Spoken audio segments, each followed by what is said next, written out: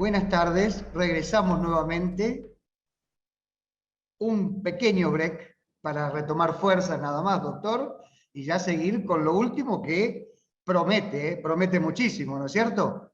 Excelente, sí, realmente estaba ahí cruzando algunos mensajes con algunos de los panelistas, con Claudio, con Carolina, con Eni y con Marcos, que realmente tienen muchísimo para poder hablar.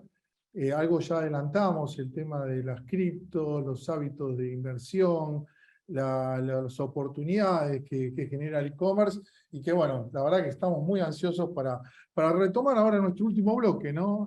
Así Pero es, parece mentira, parece que recién habíamos arrancado. Yo quiero más, me parece.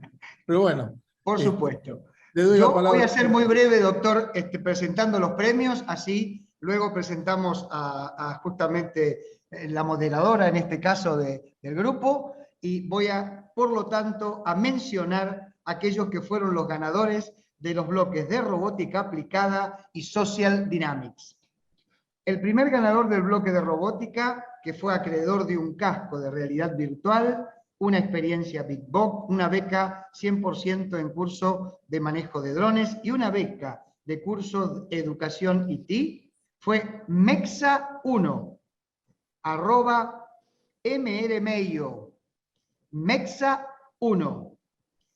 El segundo ganador del bloque de robótica y que fue acreedor de una tarjeta Amazon, un Switch PAO y una experiencia Big Box, una beca 100% en curso de manejo de drones y una beca de curso 100% en educación IT, Isabel Liliana, arroba Liliana Isabel 23.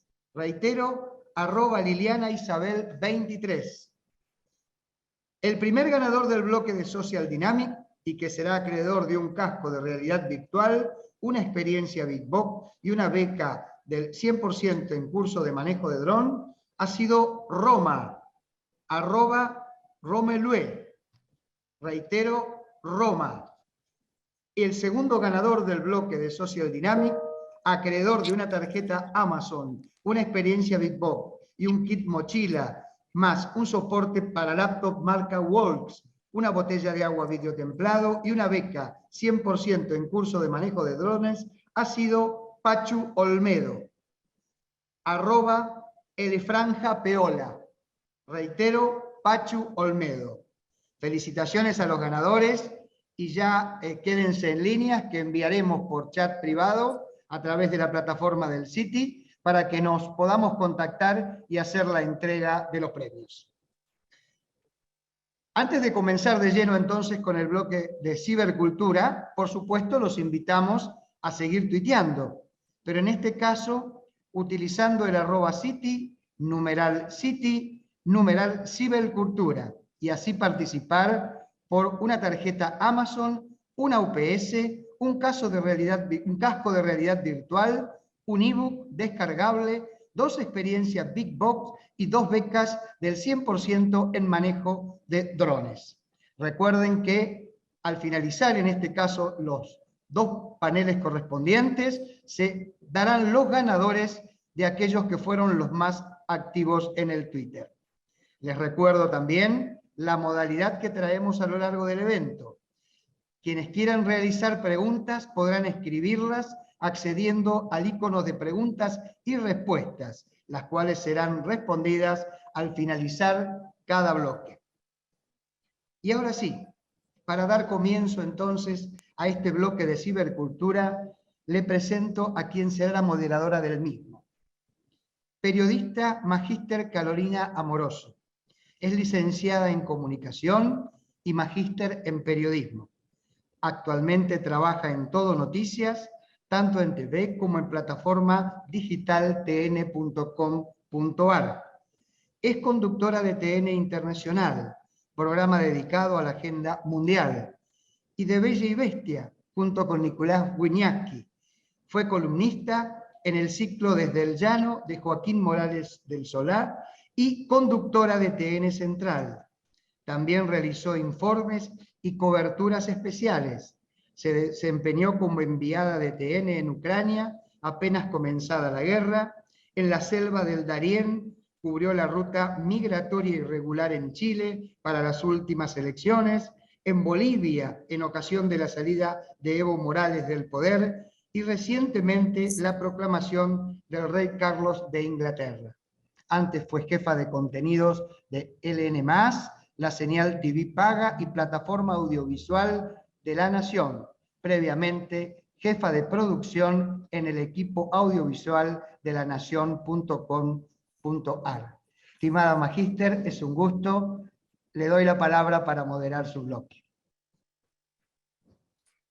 Bueno, muchísimas gracias y muchísimas gracias a Marcelo y a toda la gente que organiza el City, que bueno, desde hace ya un tiempo siempre intento estar involucrada porque me parece una iniciativa genial, sobre todo para pensar en una palabra contenida en este bloque. Cibercultura es el eje del bloque. Para mí me interesa particularmente hablar de cultura, hablar de los hábitos que nos organizan, que organizan nuestros estímulos, que organizan nuestro comportamiento y los cambios que configuran esos hábitos, que configuran esas nuevas decisiones que tomamos. Mucho tiene que ver con la irrupción de nuevas tecnologías, mucho tiene que ver con los cambios de los cuales son protagonistas algunas de las personas con las que vamos a conversar en el día de hoy, pero me parece importante reflexionar muy profundamente sobre cómo esto está impactando la manera en la que pensamos nuestros recursos, nuestros ahorros, nuestra relación con el dinero e incluso también nuestra relación con el trabajo y nuestra relación con los otros, ¿por qué no? Por eso hablamos de cibercultura, porque hablamos de algo mucho más grande que meramente de innovación tecnológica. Hablamos de comportamiento humano, de cambios de valores. Van a estar con nosotros 3 personas que tienen mucho para decir, por eso esta presentación será breve. Por un lado, vamos a estar hablando de criptomonedas en este contexto del cambio cultural que trae consigo la tecnología, y de esto va a estar conversando con nosotros Claudio Suchovicki. Por otro lado, vamos a estar hablando con Eni Rodríguez, que conoce y mucho sobre gestionar inversiones y ahorros online, así que vamos a estar charlando sobre los cambios que ha impuesto el boom de la fintech y por supuesto todas las dinámicas que vienen acompañadas de eso, y después vamos a estar hablando de e-commerce, ¿no?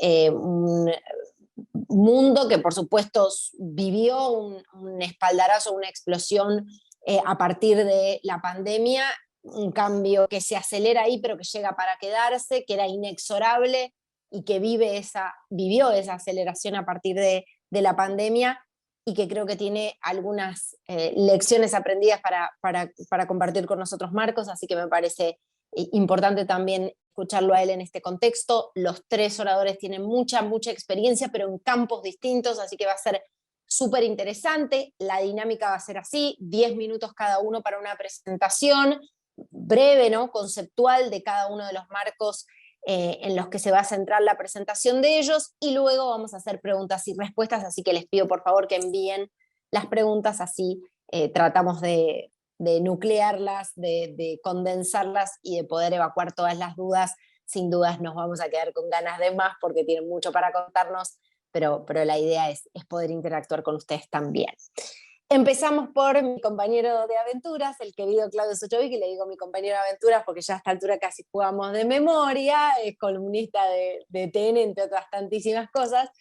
Claudio es secretario general de la FIAB, la Federación Iberoamericana de Bolsas, gerente de desarrollo de mercado de capitales de la Bolsa de Comercio de Buenos Aires, es licenciado en Administración de Empresas por la UADE, y bueno, básicamente quienes lo conocemos como Sucho a secas sabemos que tiene mucho para decir de criptomonedas, de cambio cultural y de muchísimas otras cosas más. Hoy nos vamos a abocar a eso principalmente. Claudio, muchas gracias por estar. Buenas tardes para vos. Un placer, muchas gracias. ¿Estás ahí? Primero, ante todo, haceme con la cabeza si se me escucha bien. ¿Se me escucha bien? Perfecto, sí, perfecto. Perfecto. Pido 1000 disculpas.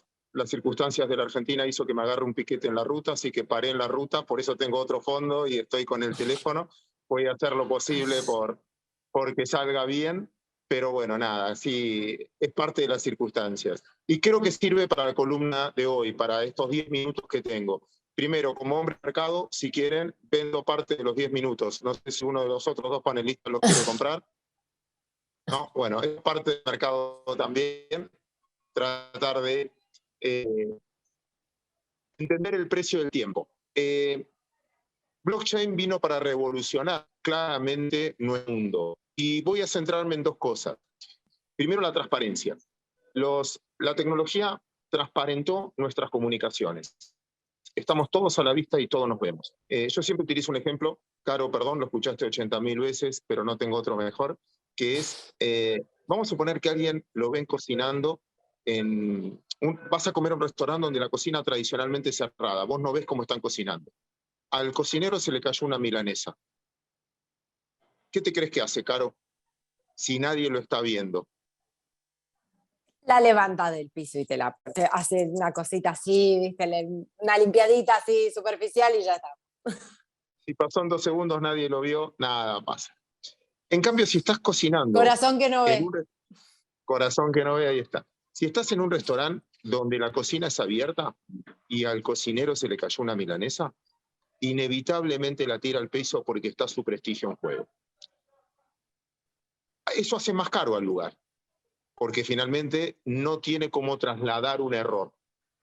Pero, Caro, déjame usarte en este caso como ayuda. ¿Dónde preferís comer? ¿Donde cocinan a la vista, aunque sea un poquito más caro, o donde no ves lo que están cocinando? Donde cocinan a la vista. Eso es lo que aporta la tecnología a los mercados. Desde todas las redes sociales y también en el mundo en que estamos expuestos, estamos todos expuestos.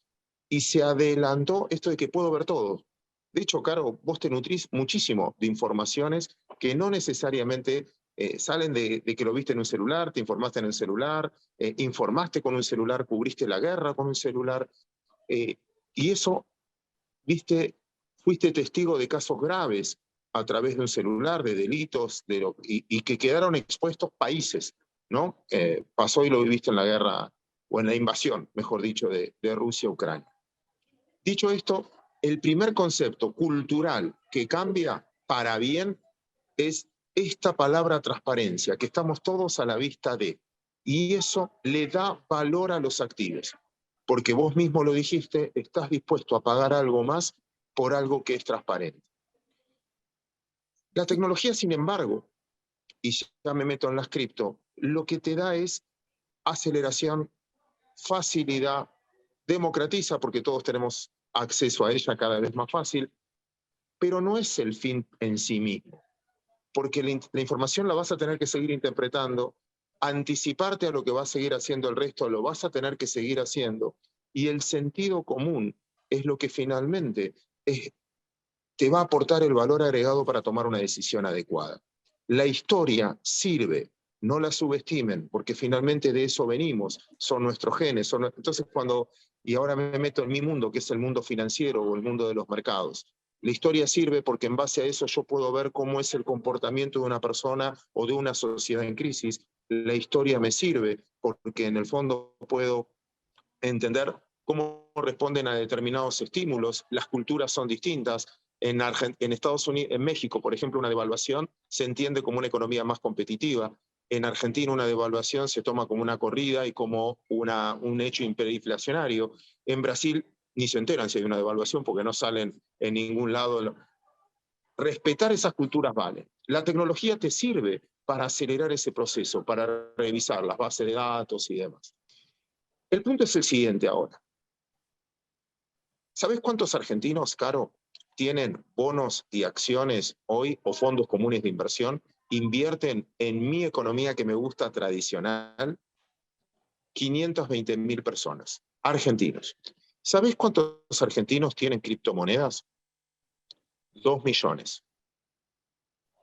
2 millones. Y blockchain nació en el 2009. El mundo donde yo represento, o en las bolsas, por ejemplo, la nuestra, nació en 1854. ¿Se entiende, no? El camino en ¿Y no 1800... será que las criptos se llevan bien con la volatilidad? ¿O con los contextos volátiles? ¿Prenden mejor en los contextos volátiles?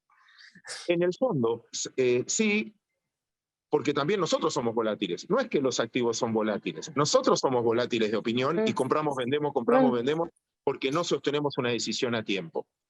Pero agrego, ¿Sabés por qué? La segunda palabra que quiero, como esto es cultura también, insertar en la cultura, que es la credibilidad. ¿Por qué hay más gente que cree, en Argentina creen en el dólar? Si es como moneda, debería ser la más inestable de todas, porque Estados Unidos es el que mayor déficit fiscal tiene. Caro, te regalo $100, ¿qué haces? Y los guardo, me los encaruto, no los toco ni por nada.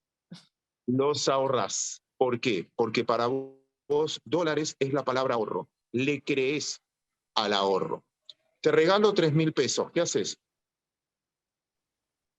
Los cambio por dólares. O Los los cambio por gastás, dólares o me voy a comer. los Sí, gastás. me voy a comer. ¿Por qué? Porque no creemos en nuestra moneda. La cripto disrumpió en la credibilidad de los sistemas financieros globales. ¿Por qué? Porque es un activo que no emite ningún país. Si yo ahorro en dólares, estoy confiando en la Reserva Federal Americana. Si ahorro en pesos, estoy confiando en el Banco Central Argentino. Se ve que ahí hay una diferencia de credibilidad grande. Si ahorro en euros, estoy creyendo en el Banco Central Europeo, y si ahorro en reales, y así sucesivamente. Es pasivo de un país, es pasivo de una macroeconomía. La cripto, finalmente no. Y ahí empiezan todos. Bueno, empieza la discusión, bueno, que no se puede emitir más, bueno, pero nacen otras. Y acá es donde quiero dejar dos cosas picando. No es una moda. Generó la credibilidad de un grupo muy grande de gente, repito, 2 millones de personas contra el resto. La volatilidad es producto del aprendizaje también. Y que, si puedo dar un consejo de viejo, ya de grande, es nunca llega el primero. El primero dirrumpe. El primero abre el camino. En mi época los punk, en tu época, claro, no sé, serán más avanzados los Teletubbies, no sé quién, en tu época, en esta época, Sí, las Spice. bueno, el primero dirrumpe, pero no es el que queda. Déjame decirte que antes de Google había un montón de buscadores, Altavista, Laico, Terra. Quizás muchos de los que nos están mirando nunca lo conocieron.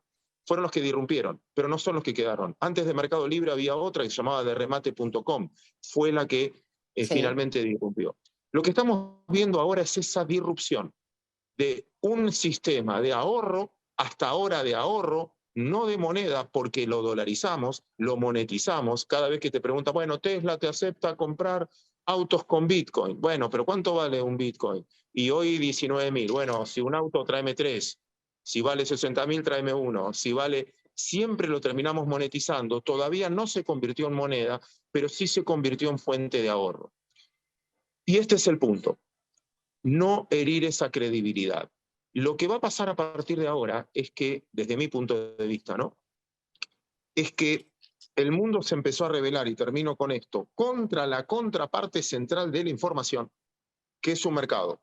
Vos compras una acción, otro lo vende, nosotros como mercado somos contraparte central. Vos pones una fotito en Facebook, otro pone me gusta, Facebook es dueña de la información.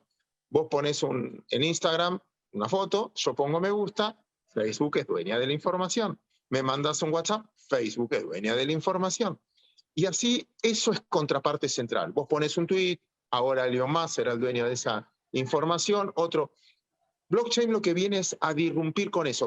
Nació en el 2009, ya está, ya es un hecho. Vino a derrumpir contra esa contraparte central. Eso da seguridad, y esa seguridad da credibilidad. La manifestación de la cripto, yo creo que hay que esperar, porque van a aparecer otras, y van a aparecer figuras con utilización como moneda. Amazon, que quizás también, si puede vencerlo de su contraparte central. Por eso mi mensaje es, y me encantó el nombre del bloque, está atado a la cultura, porque es una cultura. Para manejar esa cultura necesitas 2 palabras esenciales: transparencia, para que te crean. Cuanto más transparente, más te van a creer, te equivoques o no. Y credibilidad es lo que gana una moneda, lo que gana un producto, para mantenerse y perdurar en el tiempo. Una empresa, una pyme, una plataforma electrónica, una billetera virtual, un periodista, Caro, un reportaje periodístico, lo puede hacer cualquiera.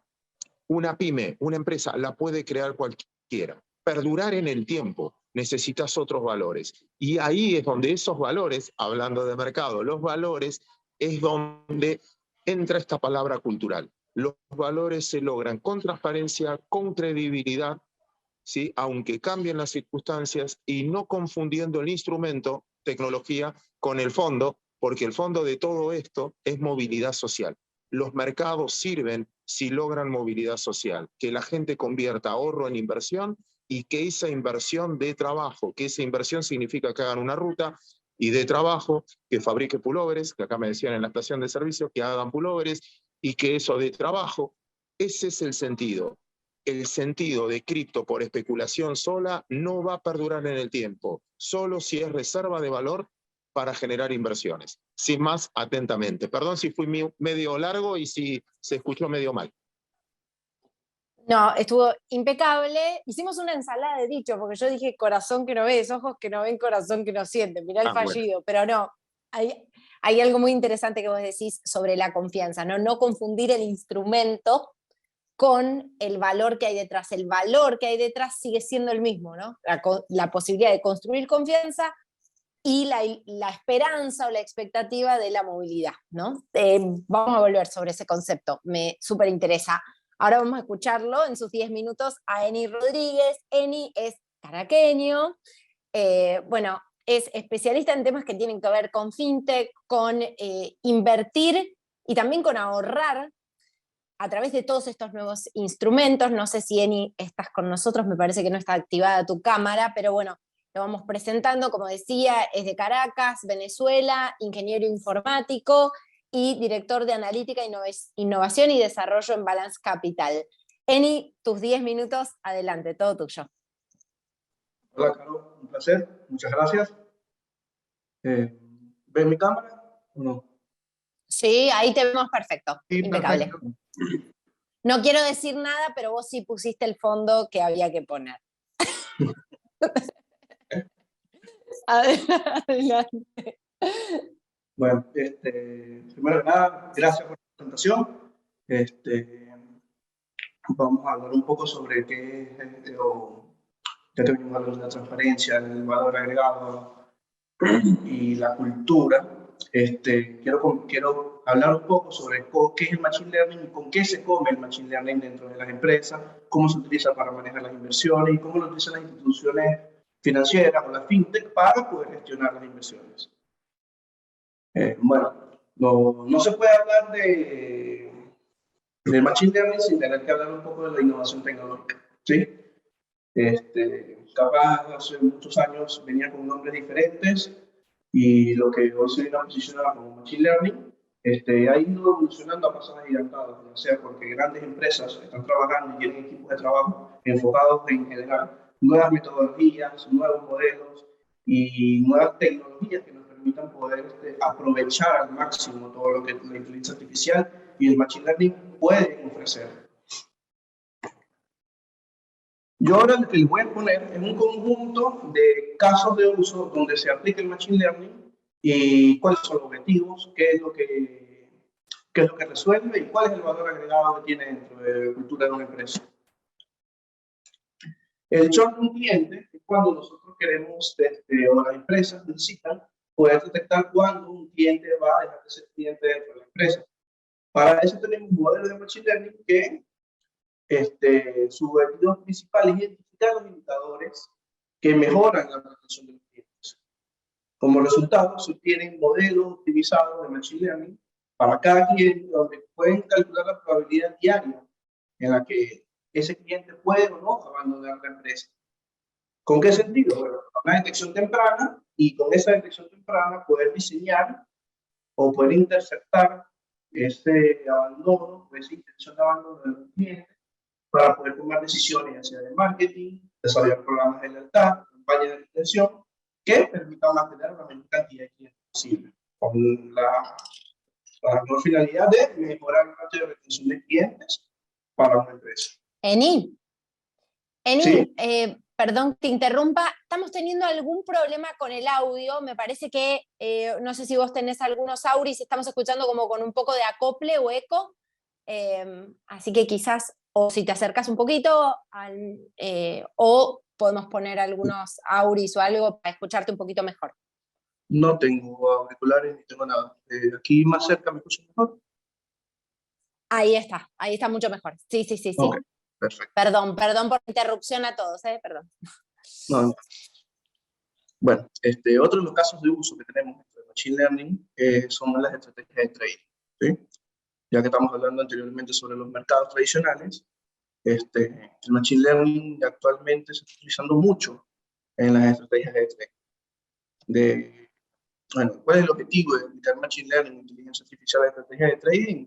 Es poder definir funciones objetivos, imponer restricciones y desarrollar reglas que permitan ejecutar simulaciones, operaciones en el mercado, analizar escenarios e incluso en escenarios más avanzados, incluso ejecutar operaciones de forma automatizada. ¿Qué resulta de esto? Bueno, modelos que pueden simular operaciones, se pueden generar señales para realizar operaciones en los mercados utilizando inteligencia artificial, machine learning y algunas otras metodologías avanzadas. ¿Qué es lo que resulta de aplicar esto en el trading? Bueno, ejecutar operaciones a precios óptimos que una persona analizando datos a mano no le daría el tiempo para poder obtener los precios óptimos, o los análisis de los escenarios podrían tener una menor precisión a la que puede obtener un modelo de machine learning. El factor investing, o un poco de inversión a través de datos cuantitativos. El machine learning lo que nos permite es analizar un conjunto enorme de datos y poder, a través de todos estos datos cuantitativos, poder predecir algunas variables, como por ejemplo la volatilidad de algún instrumento financiero, o obtener las medidas de rendimiento de un conjunto, de una cartera, o de un portfolio, o un conjunto de instrumentos financieros. ¿Cuál es el valor agregado que tienen agregar o sumar Machine Learning dentro de este ámbito? Bueno, es poder seleccionar instrumentos financieros que tengan atributos que den un mayor retorno a las inversiones. Y estos modelos son más efectivos y tienen una mayor versatilidad en comparación a un humano al evaluar múltiples variables como inflación, tasa de interés, volatilidad y demás.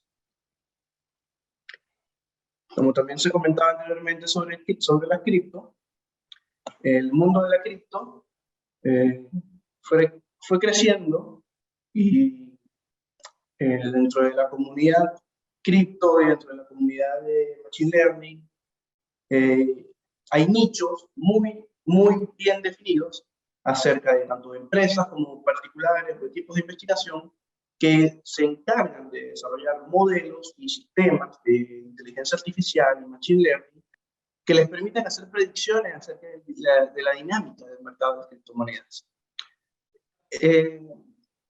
Muchos de estos sistemas o aplicaciones que realizan este nicho dentro del mundo del cripto analizan cantidades enormes de información a través de múltiples fuentes, ya sea de Internet, dentro de la blockchain, como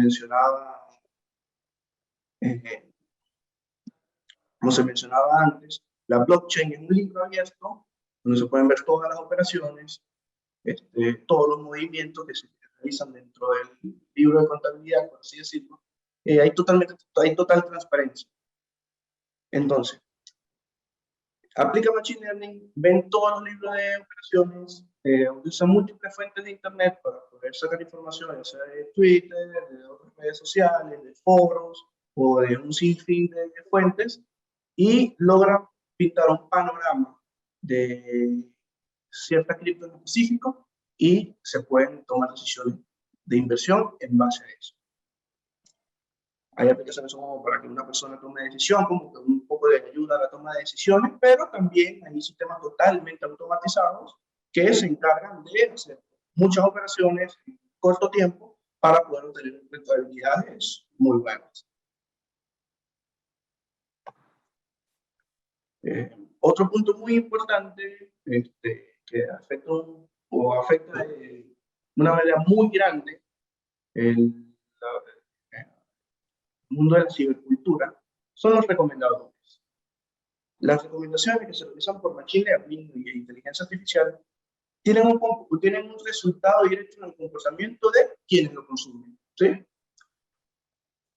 Capaz en el mundo del e-commerce es un poco más notorio el hecho de que tengas algunas recomendaciones, ya sea cuando estés comprando a través de alguna página web, si compras algo ya te recomiendan algunos otros productos similares, o cuando ni siquiera has comprado, ni siquiera tienes información, te pueden recomendar cosas y tú de alguna forma te sientes atraído o sientes que van contigo esas recomendaciones.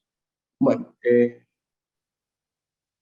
el mundo del fintech también entran las recomendaciones desarrolladas por inteligencia artificial, porque ayudan a tanto como a la toma de decisiones de ese factor humano que está allí ayudando al inversor o a la persona que está por realizar alguna inversión, como para aquella persona que invierte por su propia cuenta. Entonces, el Machine Learning y algunos modelos de Deep Learning, redes neuronales, ayudan a entender la relación entre múltiples factores, ya sea en algunas plataformas, entender cómo los usuarios utilizan las plataformas de inversión, cómo se mueven los mercados, datos cuantitativos de los mercados y data histórica de los instrumentos que ven los clientes o lo que tienen en sus tenencias, para poder tener una precisión mayor dentro del perfil que tiene el cliente, la rentabilidad que quiere lograr, y se pueden hacer recomendaciones específicas a los usuarios o se pueden hacer recomendaciones basadas en usuarios similares a esa persona. Y ahora, creo que si tengo el tiempo, podría explicar un poquito cómo se come el Machine Learning. No sé cuánto tengo de tiempo. Adelante. Si podemos hacerlo brevemente y de última sobre este tema, si querés dejamos como algunos lineamientos para que surjan preguntas, pero si querés explicarlo a grandes rasgos, está bien. Dan algunos poquitos minutos. Lo explico a grandes rasgos entonces. Todos estos casos de uso que les comenté sobre cómo se utiliza Machine Learning, inteligencia artificial, Deep Learning o cualquier tipo de método que se utilice para generar recomendaciones, hacer bots de trading, generar recomendaciones para la toma de decisiones y demás, se compone de 3 procesos bien definidos, que es la preparación de los datos, el entrenamiento y el tuneo de los modelos de Machine Learning y el despliegue y el monitoreo de estos modelos. A lo que quiero llegar aquí es que no son procesos heurísticos, son procesos que por lo general las empresas tienen bien definidos, hay mucha transparencia en cómo se realiza, la manera en la que se recolectan los datos siempre viene atada por detrás por una parte importante de compliance, de recolección de datos, el entrenamiento de los modelos y la generación de estos modelos que entregan inteligencia artificial también tienen una parte muy importante de monitoreo. Y una vez que se entregan estas recomendaciones para la toma de decisiones o a los clientes, para la persona que va a invertir, también tiene una parte importante de monitoreo, trazabilidad y de transparencia para siempre saber qué es lo que se está haciendo y de dónde viene la información. Y bueno. Bueno, preguntas hay un montón para Eni. Ya, por supuesto, surgen un montón de interrogantes y además algunos temas como más conceptuales, ¿no? Que en la Argentina, por ejemplo, tienen la forma de debates regulatorios. ¿Cómo entender a las fintech, ¿no? O sea, cómo entender la dinámica de una empresa fintech, si como un banco o no. Acá en la Argentina siempre el tema de la regulación es un tema, pero bueno, empieza a surgir porque conceptualmente hay que entender puntualmente qué está haciendo y cómo está operando en inversiones con dinero la empresa. Bueno, seguramente va a haber muchas preguntas para Eni Rodríguez, que repito, es director de innovación y de desarrollo de Balance Capital, y por supuesto se queda para el bloque de preguntas. Pasamos ya mismo con Marcos Pueyrredón, que va a hablar de e-commerce. No sé, Marcos, si estás por ahí.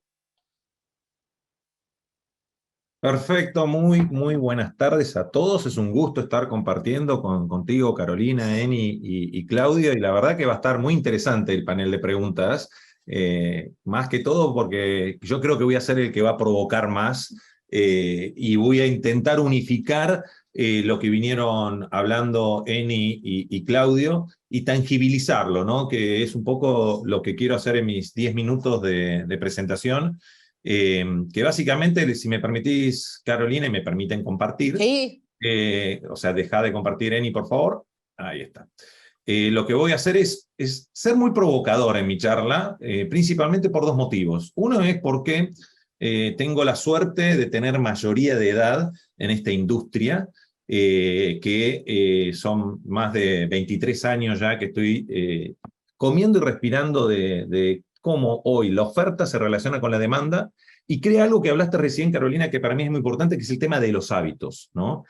Cómo nosotros a partir de no olvidarnos que cuando hablamos de comercio electrónico, estamos hablando de comercio, y que detrás de cualquier tipo de dispositivo, pantalla, lo que tenemos es un consumidor de carne y hueso que quiere satisfacer la demanda de un producto, un servicio, y por otro lado, tenemos a una oferta, que puede ser un emprendedor, una empresa, un retail, una marca pequeña, mediana y grande, que lo que quiere hacer, que es otras personas, que lo que quieren hacer es satisfacer esa demanda de un producto o un servicio. Y que no importa cuál es el punto de venta o punto de contacto que yo tengo como oferta o como demanda, tengo que realizar esa transacción, que después vamos a ver que en muchos casos son en otras dimensiones, es educarse, es trabajar, es relacionarnos, y empezamos a tener hábitos para poder, esa persona que interactúa entre la oferta y la demanda, a tener distintas formas de manejarnos a partir de los puntos de contacto y puntos de ventas que vamos a utilizar. En estos 10 minutos yo voy a poner el foco en lo que es digital commerce, que es la evolución del comercio electrónico. Ya es vintage, Carolina, hablar de comercio electrónico.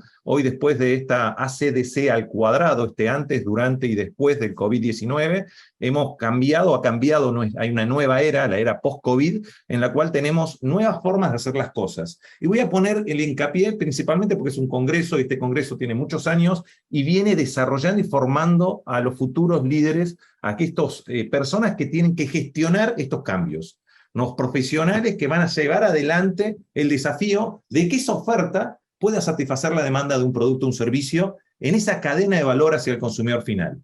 Y voy a desarrollar estos 3 temas en estos 10 minutos que tengo, que básicamente vamos a hablar primero mitos y realidades, después vamos a hablar de un concepto que me gusta mucho, que es el darwinismo digital, y cuáles son los desafíos que tengo que tener yo como ese profesional que va a apoyar a una emprendedor, una empresa, a lograr resolver lo complejo en forma sencilla. Porque la realidad, lo que ha hecho los canales digitales es siempre crear una nueva cadena de valor o potenciar cadenas de valor ya existentes, resolviendo complejidades muy, pero muy grandes, que son en 2 touch que yo hago en estos supercomputadores de bolsillo, llegar a tener un producto en menos de 30 minutos, en algunos países en 20. Y eso, cuando uno se pone a pensar como consumidor, es una experiencia de compra positiva. Logro satisfacer la demanda de un producto o un servicio de la misma manera o mejor que por canales tradicionales. Al consumidor ya no le interesa mucho por dónde está comprando, sino cuál es el resultado final, la experiencia, el resultado de satisfacer esa demanda o producto o servicio. Y después vamos a hablar de los que son los dogmas del digital commerce. Así que rápidamente, primero este número que es impactante, ¿no? Vamos a cerrar el 2023 con el más del 20% del comercio que pasa por canales digitales. Y el año pasado ya hay un país, que es China, que superó el 50% del comercio digital consumidor final, se vende por canales digitales más que por canales tradicionales. Y eso se debe también a una pandemia, porque el SARS en 2008, cuando impactó en Asia y no llegó hasta Latinoamérica otra pandemia, hizo que se incorporara, se apropiara el consumidor a partir de 4G, y vamos a hablar un poco de 4G y 5G, y por qué ese impacto, esa apropiación que tiene el consumidor, que ha cambiado la forma en que nosotros, como oferta, emprendedores y empresas, tenemos que relacionarnos. Y ahí empezamos a ver modelos que empiezan a ser muy disruptivos. ¿Por qué? Porque si yo les digo en el 2008 que aquellos que éramos BlackBerry dependientes, que teníamos un Nokia o que teníamos un Motorola, que era más del 70% del mercado, esos dispositivos, esas marcas, iban a desaparecer. Escuchá bien, Carolina, que si uno se pone a analizar, eso, cuando uno era un BlackBerry dependiente, y vos le decías, yo llegaba a decir en un congreso en el Citi en el 2008, llegaba a decir que iba a desaparecer Motorola, que iba a desaparecer BlackBerry, o iba a desaparecer Nokia, todo me iba a decir, ¿qué está tomando Marcos en este café que está tomando hoy? Que es un té. Básicamente le diría que lo mismo con, si les pongo la provocación de decirles, Coca-Cola desaparece dentro de los próximos 5 años. Y Carolina, vos me dirías, Marcos, estás loco, ¿cómo va a desaparecer Coca-Cola? Sí, Coca-Cola hay ya un producto que se llama B-Blend, que es una pastilla, como si fueran las Nespresso, donde yo puedo tener por 0,25 centavos de dólar, normalmente a consumidor final en todos los países de Latinoamérica, llega una lata de gaseosa, llega a $1.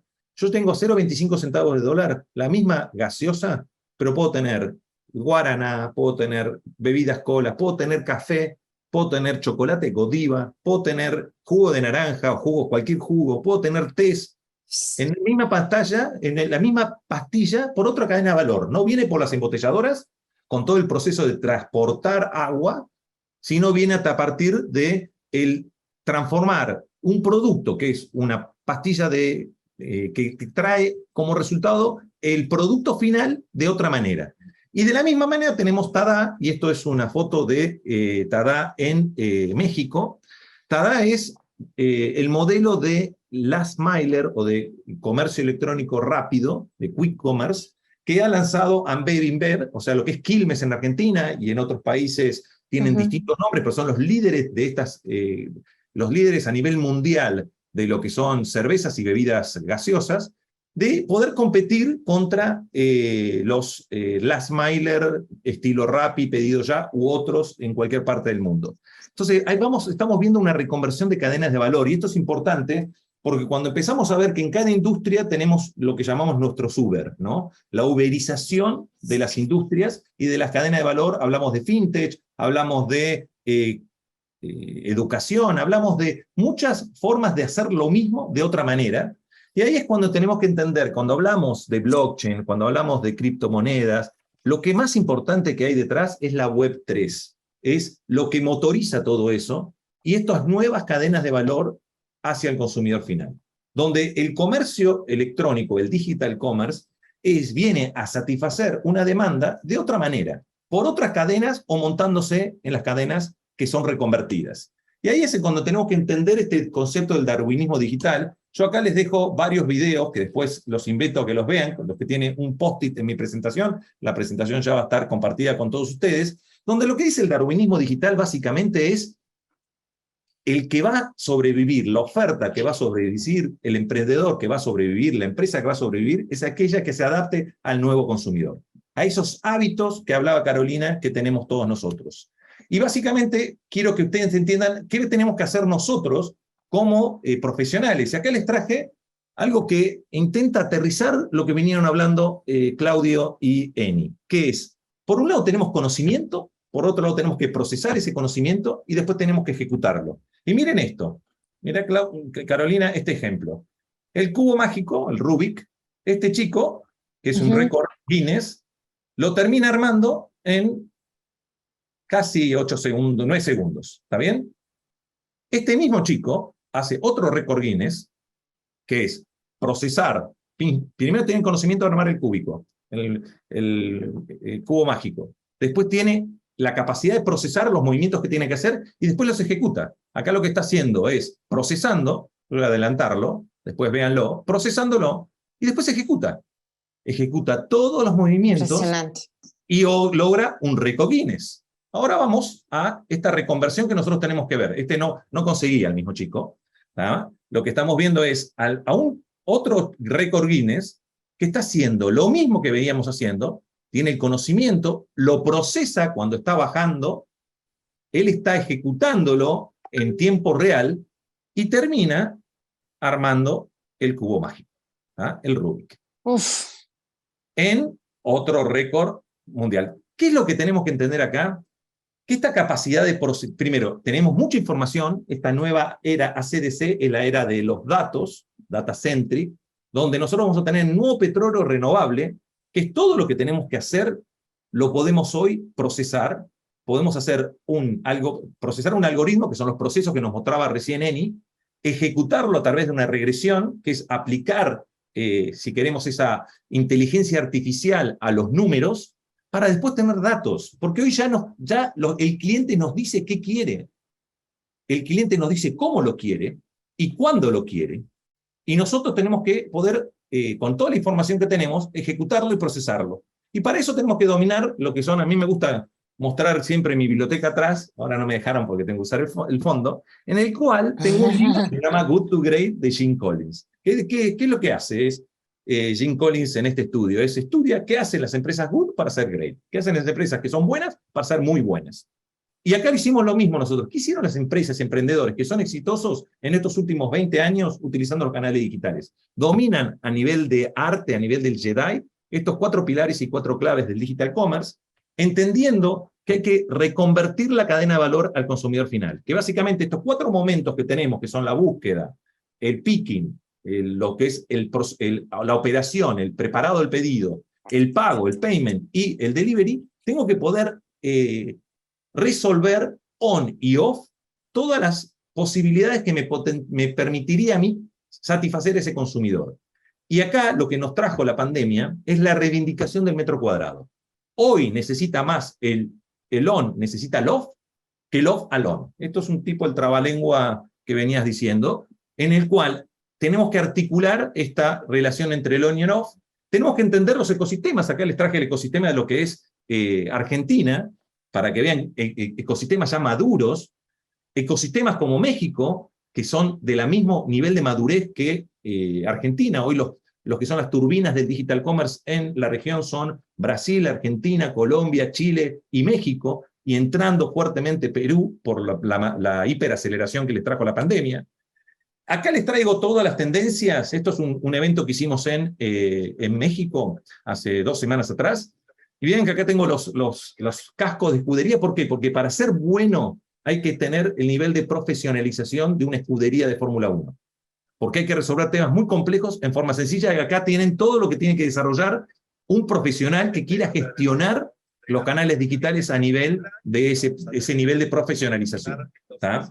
Y para ir cerrándola, yo les dejo lo que son estos 4 dogmas de digital commerce, en los cuales lo que nosotros estamos viendo es, primero, que el comercio conversacional o el comercio colaborativo, que ha humanizado todo el proceso de venta, que es parte de la Web 3. Recordamos que la Web 3 es la antesala al metaverso, y que en la Web 3 nosotros tenemos realidad aumentada, la realidad virtual, realidad mixtas, experiencias inmersivas, todo lo que es social selling, y después llegamos a ver conceptos relacionados con metaverso.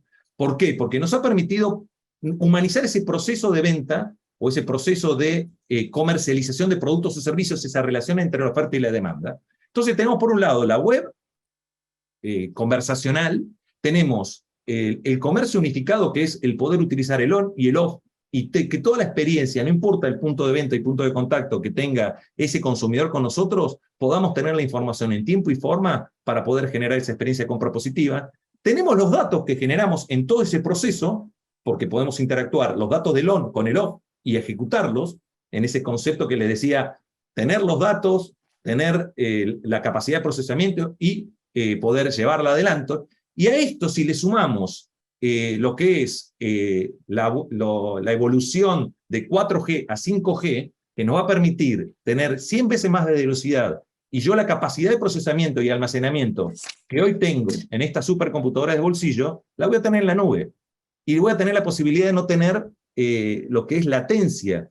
Y todo lo que nosotros tenemos hoy, que vemos como algo futurista, que es ver Star Trek Discovery, lo vamos a tener en la realidad. Así que estas son las 5 dimensiones que yo tengo que dominar como profesional, y tengo que desaprender lo aprendido para aprenderlo nuevamente después de esta era post-COVID. Porque todo lo que yo sabía pre-COVID, lo tengo que desaprender y aprender nuevamente. ¿Por qué? Porque el consumidor se ha empoderado y ha cambiado lo que vos mencionabas hace un rato, que es los hábitos de consumo. Así que acá les dejo unos números que es importante para que vean. Hoy en Argentina, Frávega, el 40% de lo que vende, lo vende por canales digitales. ¿Tá? Voy a otro caso, Arredo, el 30% de lo que vende, lo vende por canales digitales. Y acá les dejo el caso de cómo se ha digitalizado todas las compañías a través de WhatsApp. Una herramienta muy sencilla que ha creado Network Externalities. Carolina, ¿conoces a alguien que no tenga WhatsApp? No, soy una persona, pero bueno.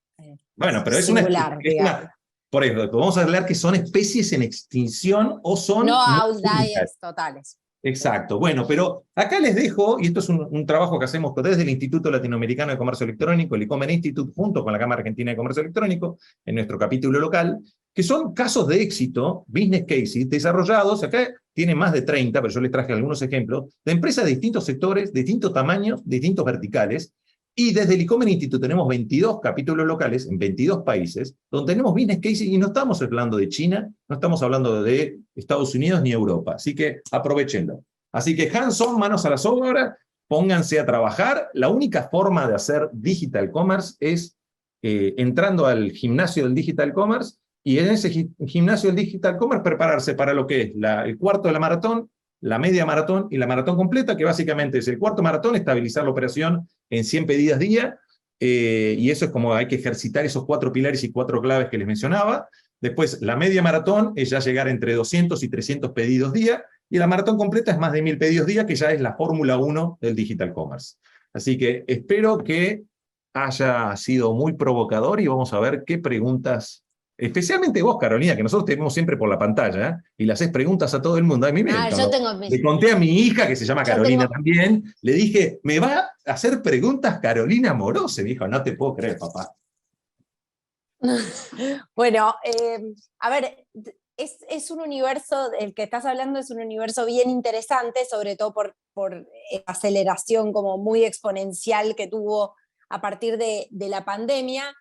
Lo que me parece que trae consigo, ¿no? Vos hablas de un universo de oportunidades y terminás como con un llamado a la acción, con ese hands-on, pero me parece que lo que trae consigo en un contexto como el argentino es la necesidad de reskilling y upskilling de una fuerza laboral que tiene que crecer a un ritmo casi humanamente imposible frente a la vertiginosidad del cambio.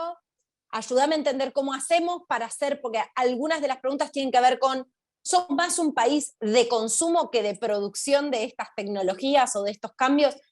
Ayúdame a entender cómo hacemos para meter a toda una fuerza laboral que puede quedarse afuera de lo existente y que todavía no está preparada para subirse a lo nuevo. Bueno, en el caso de mi empresa es una empresa que cotiza en bolsa. O sea, salimos el año pasado a cotizar en la bolsa en Estados Unidos, en el NYSE. Somos una empresa de origen latinoamericano, orgullosamente con más de 1.500 personas trabajando en nuestra compañía y vendiendo tecnología al mundo. O sea, hoy más de 40 países, más de 4.000 retailers y marcas de 40 países utilizan tecnología de origen latinoamericano. Entonces, primero tengamos en cuenta que hoy, de la misma manera que en el 1900 una pandemia nos transformó en el granero de cereales, de alimentos del mundo, hoy otra pandemia nos puede transformar en el granero, en la usina de talento y de productos digitales. La cantidad de unicornios, la cantidad de empresas que cotizan, D-Local, por ejemplo, de origen uruguayo, también salió, igual que nosotros, a cotizar en la bolsa, y eso muestra que hoy Latinoamérica está en el mundo porque tiene talento. Pero vos decías un tema muy importante, que hay que reconvertir ese talento, porque lo que necesitamos es conocimiento con un cambio de mindset. Primero, creernos que podemos, porque hoy cualquier emprendedor y empresa puede vender online. Porque el tema es satisfacer la demanda. Al consumidor no le interesa si el producto lo está yendo, en el fondo, lo que quiere es recibir el producto o recibir el servicio en tiempo y forma, con la calidad y el precio que él espera. Después, si viene por paloma mensajera, o viene por canales digitales, o vaya a ir a comprarlo a la tienda, retirarlo a la tienda, es un tema de experiencia de compra. Y él va a decidir cómo y cuándo hacerlo. Entonces, un tema muy importante es, hoy, para romper mitos, un talento, cualquier profesional se reconvierte con una capacitación que puede ser entre 200 y 300 horas, que son 6 meses. Y en eso te pongo el ADN digital. Si tenés la actitud. Hoy un full stack, si vamos a habilidades duras, hoy un full stack es un programador, lo puedo formar junior en 6 meses. Entonces, rompamos el paradigma que tiene que ser gente joven, como los chicos del Rubik, ¿está bien? Para poder hacer lo que necesitamos ahora para esta nueva generación de talento.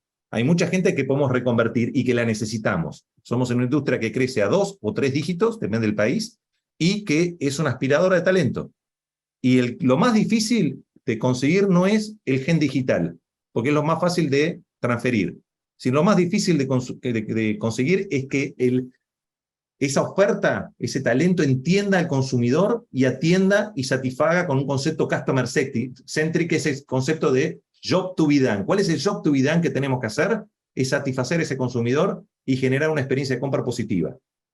Después, si ese consumidor compra diseccionando, siendo omnicanal y diseccionando todos los puntos de venta y puntos de contacto que le demos, es el desafío a nosotros como oferta. Ahí está lo complejo que tenemos que resolver. Por eso es el conocimiento, no solamente el conocimiento, sino la capacidad de procesarlo, de tener los procesos para poder llegar a resolver esa necesidad y después de ejecutarlo. Es tan simple como esos 3 pasos que yo estuve explicando con el tema del cubo mágico. Bueno, a ver, lo sumamos nuevamente a Claudio y a Eni. Hay varias preguntas, bueno, sobre, sin dudas, la fintech y sobre bitcoins. Voy a arrancar por Bitcoin, que fue el primero que habló, el que rompió el hielo desde algún lugar, algún rincón de Ciudad Gótica. ¿Estás ahí, Claudio Suchovicki? Estoy acá y pido 1000 disculpas, no voy a prender la cámara para tener mejor voz. Perfecto, no te preocupes. A ver, la pregunta tiene que ver con regulación, es una de las primeras preguntas que llega, y dice si hay legislación sobre las criptomonedas. A ver, háblanos un poquito de marco regulatorio, Clau. Hay 2 legislaciones hasta ahora que ya son concretas. En algunos lados, por ejemplo Argentina, por ejemplo casi toda Latinoamérica, una cripto es un bien. Por lo tanto, hasta paga impuestos a las ganancias por las compras y ventas y lo consideras como un bien personal. Es como si tuvieses un departamento. No es moneda, sino es considerado un bien. En Francia, por ejemplo, sí es considerado, entonces empiezan a tratar de regularlo los bancos centrales. Y ese es el punto. Si es moneda, va a tener que tener algún tipo de regulación mientras se pueda. Todos sabemos que es muy difícil, por lo que decían ahí mismo, regular algo que todavía no se entiende o no lo entienden o les cuesta, o hay una palabra que vi en los chats porque estuve tratando de pispear algunas preguntas, hay una palabra fantástica que describe ese tema regulatorio, que es, esto nace como sistema, la palabra más importante en finanzas hoy, que se llama DEFI, descentralización financiera. La palabra es descentralización cuando yo hablaba de escaparse de la contraparte central. Y fíjate que también es una conducta de que trata eludir legalmente la mayor cantidad de regulaciones posibles, porque finalmente una cripto también es una sublevación contra el régimen de una centralización y que alguien decide si va a emitir más, si no va a emitir más, si un gobierno, fíjate Argentina, si un gobierno necesita plata por algún motivo, por una elección, si van a emitir o no, sacándole valor al resto o generando inflación en el resto. Por eso, la legislación que se conoce hasta ahora, el primer debate es, resuelto en América Latina que es un bien, no es considerado moneda, por lo tanto lo pagás como si tuvieses un departamento, un cuadro o algo por el estilo, y en Europa, Francia específicamente es el primero que lo consideró moneda. ¿Los adolescentes piensan más en Bitcoin para vos? No, no es una cuestión de edad, es una cuestión de descentralización o tokenización de un montón de aspectos. Sí es cultural desde ese punto de vista, pero hay mucha gente grande también que es... Por eso voy a ratificar lo que decía al principio, es un tema de credibilidad. Yo tengo un hijo, yo me dedico a la economía tradicional, le tengo mucho respeto a esto, y yo tengo un hijo que hasta mina Bitcoin, en su momento Ethereum o lo que fuera, y tenemos discusiones hasta que en el punto entendemos que son hasta religiosas. Yo creo o no creo. Y en este punto creo que se hace muy difícil esa discusión. Si crees en este sistema es bárbaro. Yo te puedo cuestionar por plataformas que corren. Mira, hay sistemas que yo creo que va adherido y me callo con esto para no acaparar. Pero hay 2 cosas que también quería decir y lo meto en tu pregunta de legislación. Primero, entendamos que es una herramienta. Una herramienta. Hay 2, y la tarea principal de todo esto en el presente, al menos lo que más pagamos las bolsas, todas las bolsas estamos obsesionadas con este tema porque ya tuvimos ataques. Es ciberseguridad. ¿Por qué? Y te cuento 2 ejemplos. Última publicidad del HSBC. Todavía no se vio, vi la previa. Auspicia este momento, banco, no, pero es una publicidad global. Entran a robar un banco. Y la gente desesperada se acuestan todos a dar plata, a sacarse la plata y dar la plata. Y los ladrones decían, no, ¿qué es la plata? Dame el celular con la clave. Claro. Es disruptivo. Sí. Es disruptivo. Porque en el fondo te empezás a cuestionar, cuando hablas con una plataforma, con lo que fuera, es, bueno, ¿cómo empezamos a proteger todo esto? Porque si es la credibilidad, lo que hablábamos al principio, y alguien lo ponía, bueno, para creer, primero tengo que ver una pérdida de volatilidad, porque si sube, baja, no encuentro el valor. Segundo, que no haya plataformas que son buenísimas y otras que se caigan en el camino. Nada, lo pongo como disparador también, que en el fondo estamos creciendo y estamos aprendiendo con esto.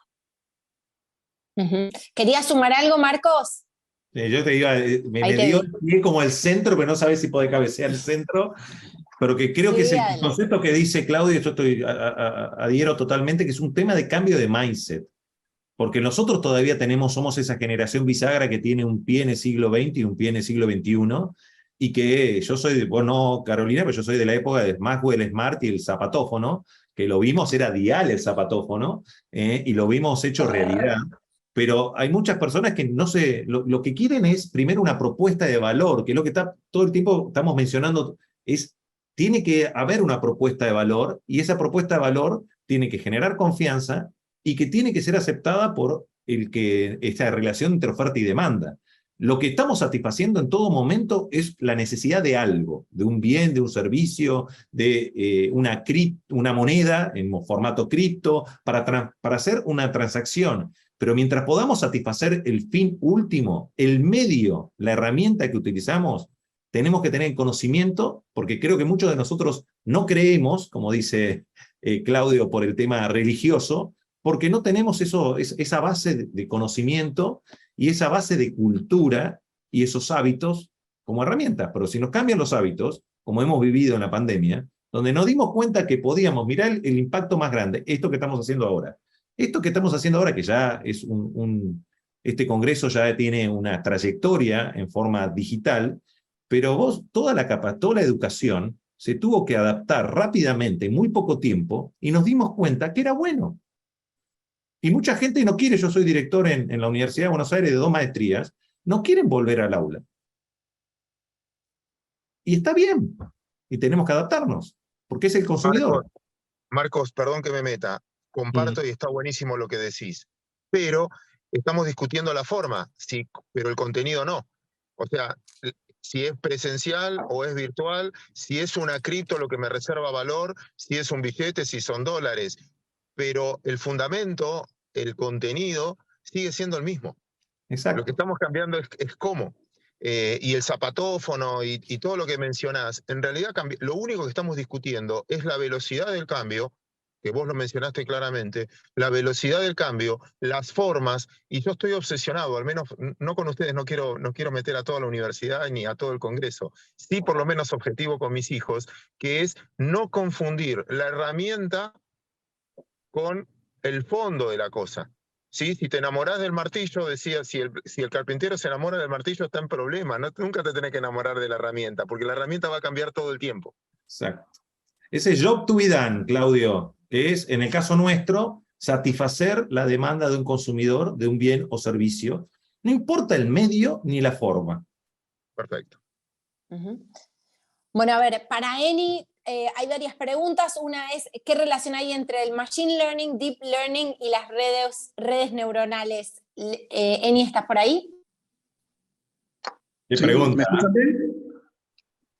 Sí, te tocó una fácil, Eni. Las tuyas son fáciles. Bueno,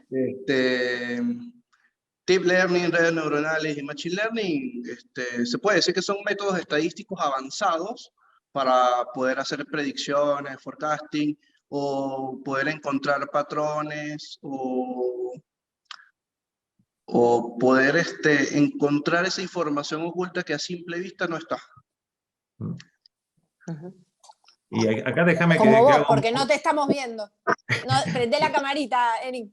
No, ya lo estoy viendo, Aini, pero acá Ahí quiero va. identificar Estamos también bien. un tema que es importante, que es el marketing predictivo, el business intelligence, y cuando uno aplica inteligencia artificial. Yo tuve que hacer la maestría para poder entender lo que era una regresión. Y la regresión, en el fondo, son temas datos, o sea, lo que estoy haciendo es procesando datos a través de un algoritmo que me permite, con una regresión, con un margen de error de más o menos del 3 al 5%, saber quién va a ganar una elección si está bien hecha ese voto de urna. Y de la misma manera, yo puedo saber, Carolina, porque conozco muchas Carolinas que tienen el mismo perfil, qué es lo que va a comprar porque ya compró este smartphone. ¿Cuál va a ser el segundo producto que va a comprar? Porque todas las Carolinas que compraron este smartphone, 400, 600, que es una muestra no tan grande, son 400, 600, con un margen del 3 al 5%, voy a predecir qué es lo que va a comprar el día de mañana.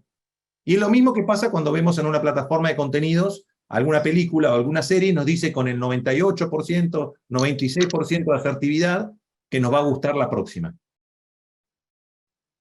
Eso es marketing predictivo y es personalización. Que los datos nos permiten, cuando podemos ejecutarlos, dar esa personalización. Ahora, ahí a mí hay algo que me llama la atención.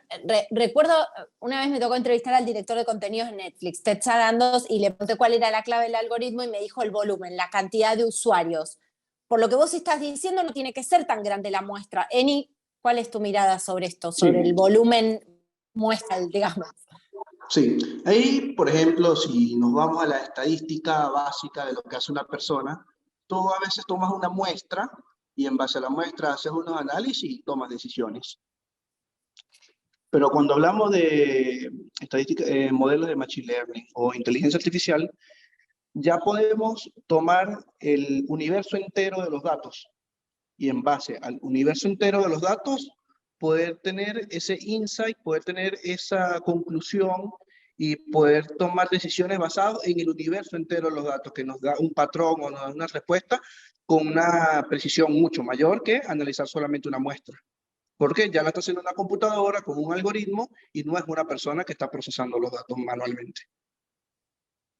Y acá hay una trampita, Carolina, que yo no la dije, que vos manejás, para esas muestras, manejás una variable dummy.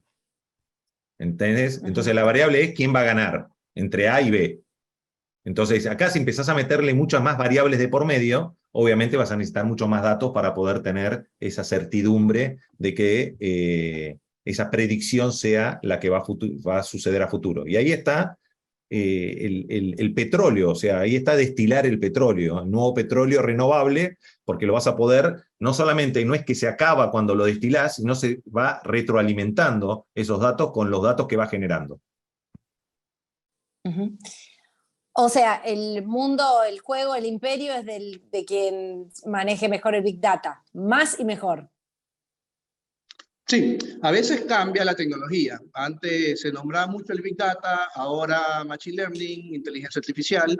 Siempre van cambiando las metodologías, pero lo subyacente a todo siempre son los datos. Entonces, aquel que pueda preparar los datos, manipular los datos, procesar los datos y agregar valor con los datos, ese es el que va a tener una ventaja sobre los demás en su propio nicho.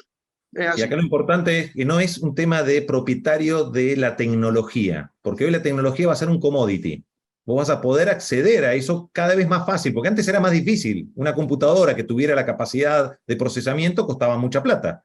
Ahora con 5G, cualquiera en cualquier parte del mundo va a poder almacenar los datos, va a poder procesarlos y va a poder ejecutarlos usando la inteligencia artificial de A, B, C o D por servicio, por uso.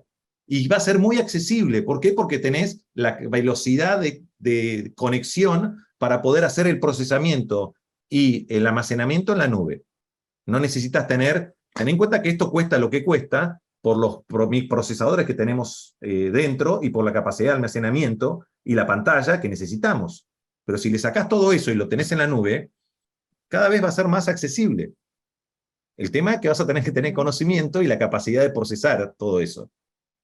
Sí, Déjenme incluso un segundo esa me meto. accesibilidad. ¿Cómo? Un segundo me meto para ser Sí. disruptivo en algo, es un segundo nada más. Les paso una experiencia del sistema financiero. Obviamente, todo lo que es inteligencia artificial o Big Data que hablaban recién, muchos algoritmos lo están utilizando, lo quieren utilizar algoritmos para tratar de predecir cuál va a ser la acción que va a subir, cuál va a ser la predilecta de los inversores, de los fondos, por qué un fondo de pensión va a salir a comprar.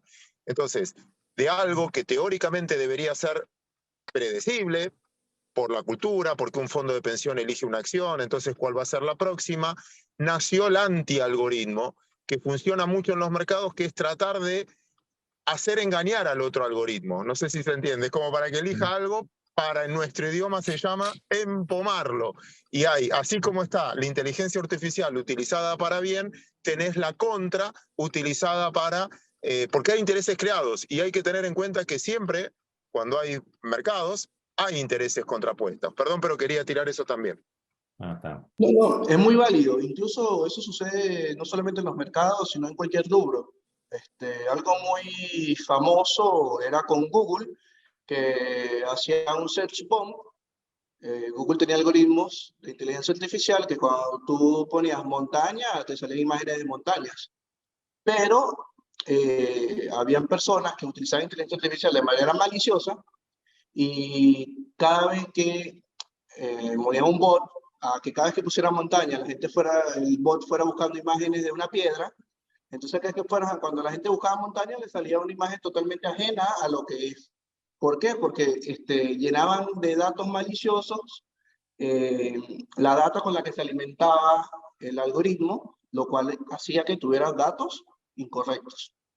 Así como le pasaba al buscador de Google, que tuvo que tomar remediaciones para eso, también puede pasar en la industria de las finanzas, en los mercados, puede pasar en el e-commerce, puede pasar en todos los rubros que utilicen algoritmos. También tenemos que tener una parte de protección.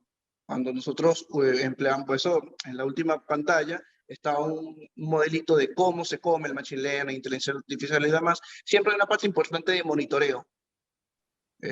¿Por qué? Porque el monitoreo te permite ver cuándo está siendo bien utilizado o en qué momento los resultados de estos algoritmos de inteligencia artificial y machine learning se desvían del resultado óptimo y hay que hacer ajustes.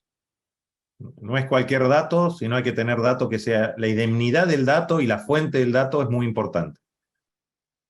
Yo tengo una pregunta que quizás es más social o filosófico-política incluso, pero me parece interesante plantearla en este panel por lo que están deslizando. Vos recién, Marcos, dijiste, bueno, pero atención, porque no es que es de quien es dueño de la tecnología, porque la tecnología eventualmente va a ser un commodity. Y yo pensaba en los tantísimos problemas o debates éticos en términos de políticas públicas que despierta el hecho de que alguien sí pueda ser dueño o accionista mayoritario, por ejemplo, casi de todo un mercado, ¿no? Como lo puede ser Jeff Bezos hoy en los Estados Unidos, para ponerle nombre y apellido y para hablar de algo concreto, ¿no? Cuando una empresa se transforma en sinónimo de todo un mercado, ¿no? Como en el caso de Amazon.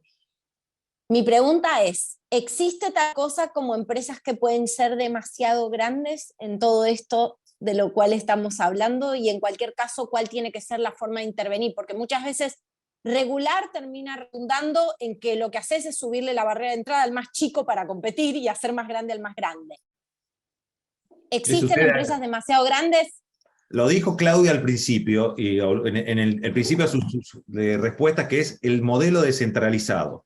Acá hay algo muy cierto. Ninguno de nuestros activos digitales es nuestro, hoy. Todo lo que nosotros hemos creado digitalmente, perfiles en todas las redes sociales, la información que tenemos en WhatsApp, en todo lo que nosotros estamos generando es de alguien. Y esa información va a ir a un modelo de tener el Open Data, porque los datos que tenemos en el banco no son nuestros datos, pero los tiene el banco, no los tenemos nosotros, esos assets. O los datos que tenemos en Facebook, o en LinkedIn, o en cualquier Twitter, o en Instagram.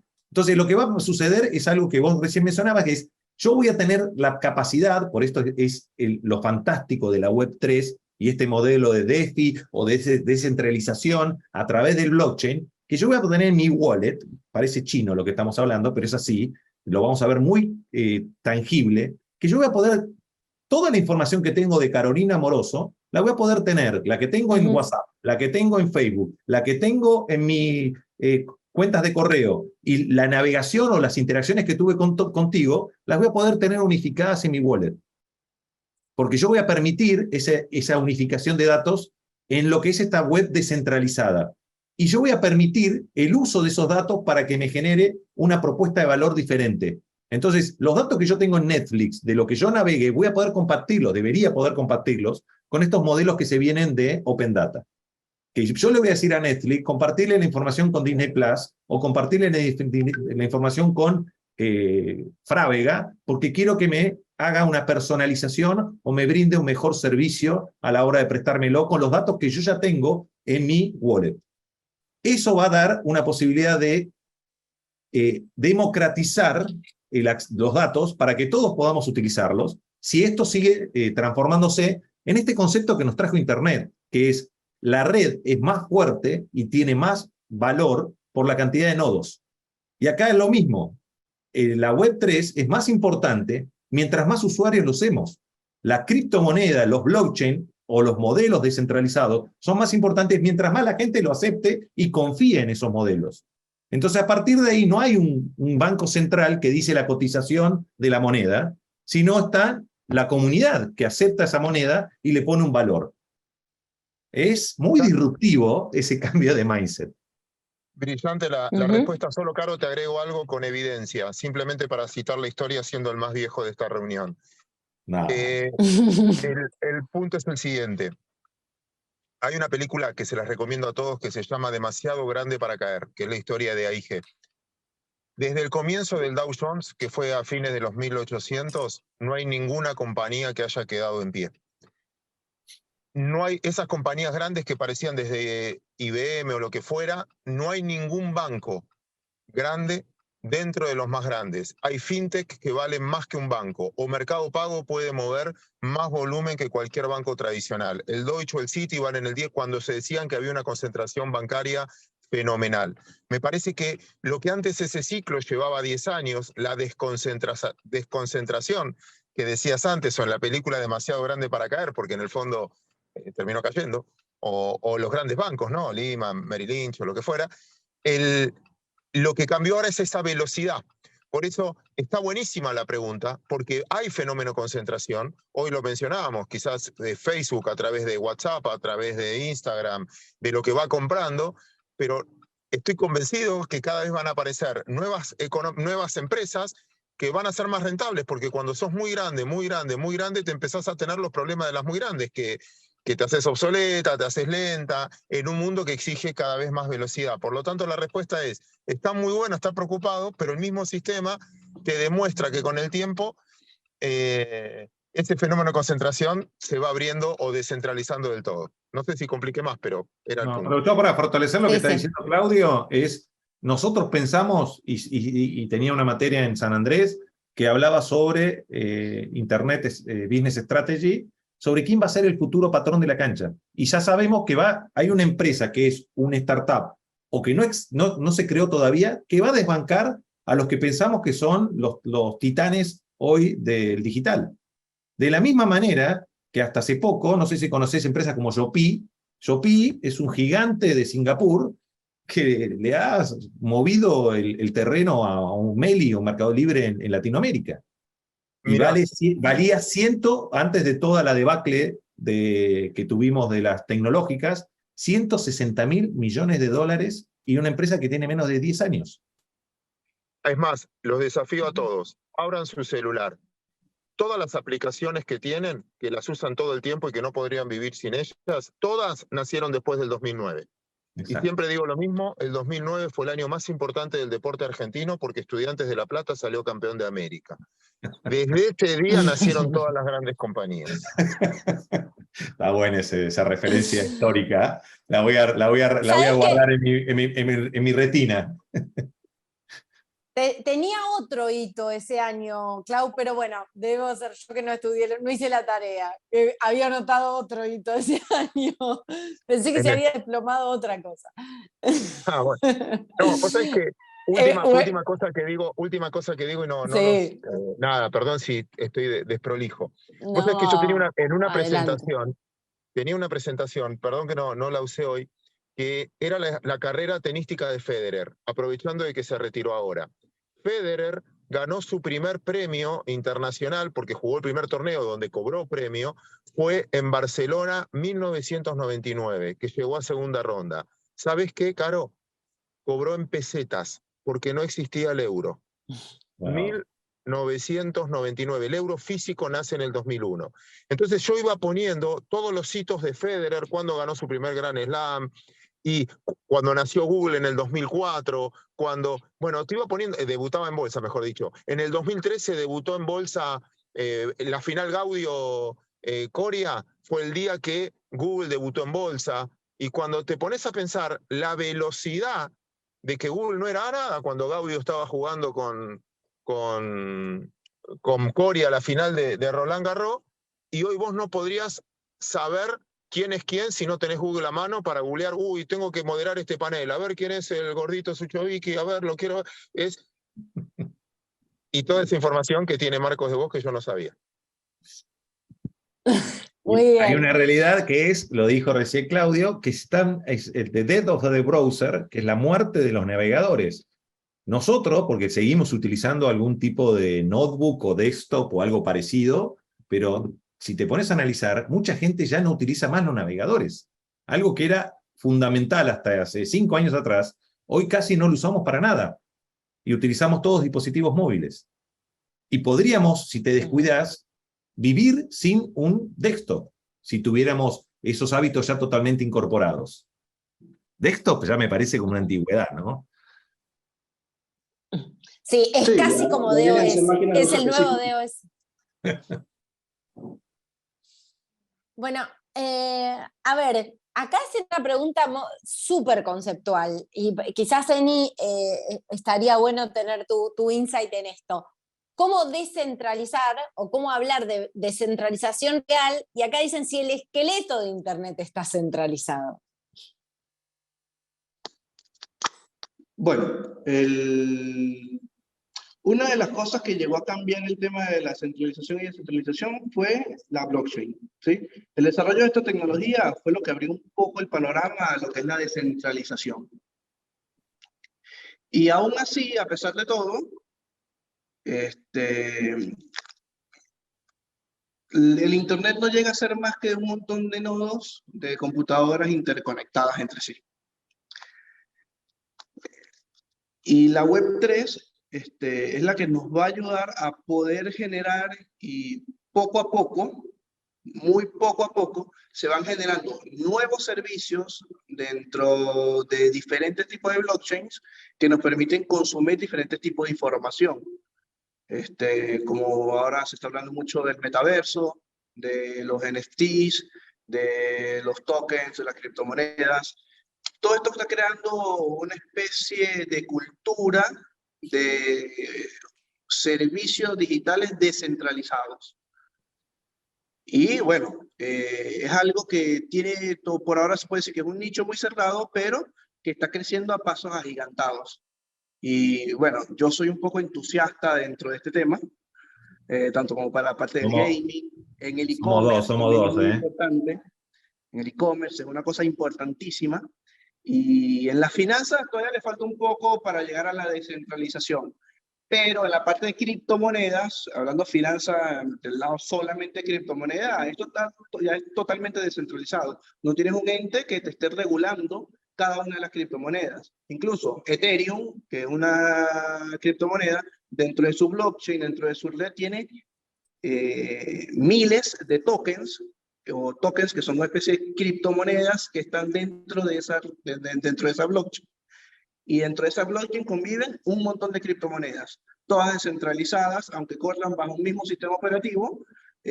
Todas son criptomonedas totalmente diferentes, con variaciones de precios diferentes, usuarios diferentes, y algunas crecen muy rápido, otras crecen muy lento, pero todas estas, cada token que se crea dentro de las diferentes blockchains, van sumando un pequeño granito a la descentralización del uso de todo lo que es la Web3. Porque cada uno de estos tokens puede que sea un token para comprar en e-commerce, otro token para poder tomarse fotos y almacenarlas en un servidor descentralizado de archivos, etc. La aplicación y caso de uso son grandísimos. Acá si querés, para complementar la respuesta y simplificar un poco más, estos son capas que tenés, son distintas capas que vas creando. Es cierto, la web, o sea, Internet en sí está centralizada, pero hay capas y dimensiones que son descentralizadas, que son contenidos que se construyeron sobre algo, una estructura centralizada, pero lo que está por encima está totalmente descentralizado, porque está en la nube, porque tiene muchos usuarios y porque puede conectarse a través de esa centralización que tiene Internet. Pero Internet es el medio, no nos olvidemos, y después hay los contenidos que se crean arriba de Internet. La discusión que siempre hubo sobre el impuesto a Internet, y sigue habiendo, porque si nos ponemos a analizar, y algo que yo lo viví en carne propia, en el 99, el boom de las .com, cuando vos estabas en Jardín de Infante, Carolina, ¿te acordás que hubo un boom de las .com, que ese boom de las .com nos permitió tener la infraestructura? Se creó, se invirtió mucho en infraestructura, que después se construyó sobre eso una red de contenidos. Y muchas empresas, las telefónicas, decían, pero si todos los que están haciendo millones, porque si te pones a analizar Mail o Mercado Libre o cualquiera de las que funcionan pure players en Internet, se montan sobre la infraestructura de otros. La red es de otros y yo hago plata a partir de esa red que no la tengo que bancar yo, la bancan otros, la banca el usuario mismo. Entonces, mirá lo loco de estos modelos que se han creado a través y por y con Internet, que era lo mismo que antes sucedió en la revolución industrial con la electricidad. Con o a través de la electricidad, hoy tenemos la sociedad de la información y de las telecomunicaciones, que es con, a través y por Internet, que es la base de todo esto. Y después viene blockchain y viene un montón de cosas que nos permiten realmente ser revolucionarios. Y mira, ahí tenemos otro histórico de esta industria que tenía pelo cuando lo conocí. Se está riendo Ezequiel Glinsky, que está... Me río, Carolina, no sabía si era para hablar. Marcos, qué alegría enorme verte. Te mando un abrazo enorme, qué lindo verte. Hacía siglos que no nos veíamos. Teníamos mucho pelo. Pero yo tenía menos canas, menos panza, ni hablar. Se te ve bárbaro igual. Y me Yo le voy a decir algo. Una de las cosas más inteligentes que escuché en mucho tiempo, se la escuché a Gino Tubaro, una persona muy interesante, el inventor de las prótesis 3D, bueno, seguramente lo deben conocer, lo digo para todos los que nos están escuchando, y me dijo, hay una demostración cabal de que ningún tratamiento para la calvicie sirve. Jeff Bezos. Claro, porque si él no lo consiguió, o sea, no gasten más plata, porque si ese señor lo consiguió, no lo consigue nadie. Hay que ser orgulloso con el destino, digo yo. Totalmente. Bueno, a ver. Perdón. Se habló mucho. Perdón. Equivocado. Jeff Bezos tiene mucho pelo. El tema es que lo que ustedes ven es el protector de pantalla. Claro, está muy bien. A ver, yo quiero volver sobre algunos de los temas más sociales, si quieres, sociofilosóficos que planteaba recién con si existen empresas demasiado grandes, si aquello que era o lo más cercano a lo que entendíamos como un bien público, como el mercado, empieza a estar en determinadas manos o empieza a ser sinónimo de una empresa, bueno, todos los problemas que eso plantea. Yo quiero traerlos al contexto argentino y la cantidad de gente, ya no solamente fuerza de trabajo, que se queda afuera, porque hablamos como en cualquier revolución que toca de lleno el corazón de la productividad, hablamos de creación de empleo, mayor a destrucción de empleo, pero no son ni en los mismos lugares ni requieren de los mismos recursos. Entonces, recién hablábamos de la necesidad de recapacitar a un montón de gente, a mucha fuerza productiva, pero también un montón de usuarios, porque si en el corazón de todo esto está la confianza, en el corazón de todo esto está la educación. Poder adoptar nuevos hábitos implica poder entender qué sucede en esas plataformas, qué mecanismos de protección tengo, qué control tengo sobre lo que se construye como mi propia identidad en línea, a mí me parece que esto plantea un problema de educación, ya no solamente por el recurso humano puesto en juego en las industrias específicas, sino por los usuarios. Marcos. Sí, yo coincido, para nosotros es, ya Internet nos trajo una, yo le llamo democratización, con la posibilidad de tener las mismas ventajas comparativas y competitivas a un clic de distancia. Y no es un eslogan, sino es una realidad. Pero ¿qué pasa? Tenés que tener el acceso a ese conocimiento y el acceso a esa conexión.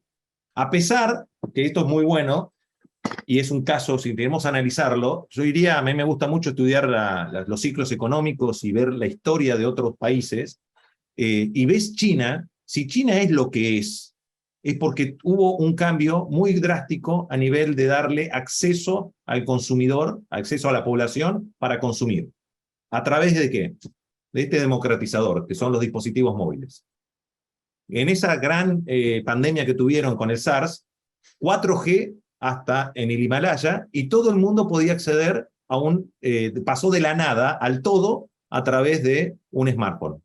No tenían un teléfono analógico, pero sí tenían un smartphone. Entonces yo creo que tenemos un democratizador muy grande, que es la tecnología per se, si nosotros sabemos aprovecharlo. Pero es cierto, tenés que tener el conocimiento, y hay algo que nos trajo la pandemia, que fue esa hiperdigitalización. Hoy, no hay rango etario que no maneje WhatsApp. No hay rango etario que no te maneje hoy un dispositivo, un smartphone. ¿Por qué? Porque es parte de tu conexión al mundo. Yo estuve en China en algunas oportunidades, y lo que tiene China, increíble, es que todo el mundo se maneja vía este dispositivo. Tenés una herramienta que es WeChat, que es el sinónimo de WhatsApp, que lo usa todo el mundo para todo.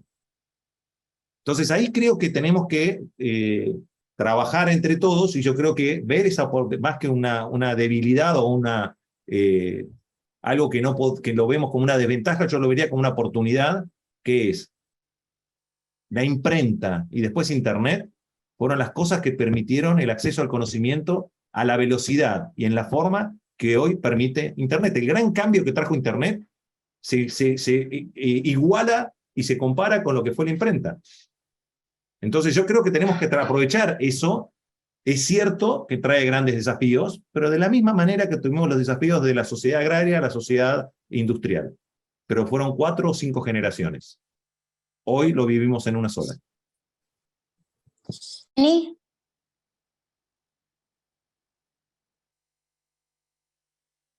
Eni, ¿vos querés sumar algo? Sí, ahí va.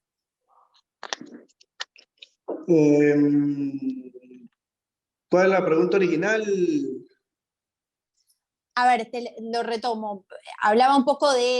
Hablamos recién y se deslizó el tema de la necesidad de reeducar fuerza laboral para insertarse, ¿no?, en estas industrias específicas, pero me gustaría ir un paso más atrás, ¿no? Si todo esto se basa en la construcción de confianza, también se necesita reeducar a los usuarios. Vos sos o podés ser usuario en tanto en cuanto conocés cuáles son las reglas del juego en el que estás entrando, ¿no? Sí, no. Lo podemos llevar un poco a la transformación digital también. No podemos traerle al usuario una nueva plataforma, una nueva aplicación, un nuevo ecosistema sin educarlo, obviamente. Pero también como viene la pregunta, siempre que vienen nuevas tecnologías, siempre que hay una innovación, siempre que se crean mayores automatizaciones o se dejan puestos de empleo como desactualizados, o que vienen a ser tomados por la automatización o por robots o por inteligencia artificial que pueden realizar sus tareas con una eficacia mucho mayor, no es que simplemente se eliminan estos puestos de empleo, sino que también se están evolucionando los puestos de empleo que se van eliminando por todas estas herramientas, y se están creando puestos de empleo que requieren una mayor especialización humana para poder dar un valor agregado. Como por ejemplo, un analista financiero de hace unas cuantas décadas atrás es muy diferente a un analista financiero de hoy día. Muchos analistas financieros que conozco hoy aprendieron a programar, saben tienen una ventaja competitiva mucho mayor. Un analista financiero que solamente te utiliza una hoja de cálculo, tiene una ventaja competitiva mucho mayor a aquel que sabe acerca de programación, sabe aplicar modelos de Machine Learning, sabe inteligencia artificial y lo sabe aplicar a su ámbito de trabajo, ¿sí?